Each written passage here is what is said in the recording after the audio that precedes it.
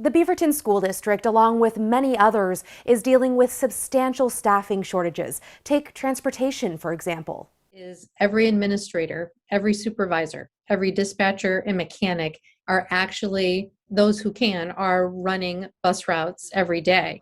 That works in the short term, but that also means that they're not doing their jobs as administrators, supervisors, mechanics, and dispatchers. So it's a short-term solution. It is not a long-term solution.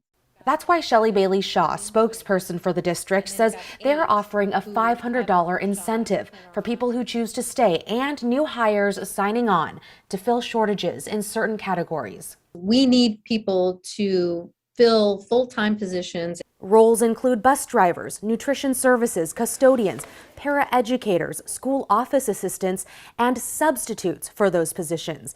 In total, there are more than 550 openings, and that doesn't include the need for licensed substitute teachers, who, by the way, are not eligible for the incentive. It would have to be negotiated with the teachers union.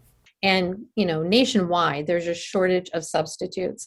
We hired a lot of teachers this summer, 700 teachers, and we pulled from our substitute pool to fill a lot of those positions. Staffing shortages have been an issue in the past, but the pandemic seems to have made it worse. Retired people, for instance, who might be at higher risk for COVID, may have normally signed up to be a substitute or bus driver before, but now aren't coming back. Regarding safety, Bailey Shaw says only 1.1% of the roughly 40,000 students in the district are quarantining with positive or presumptive positive COVID.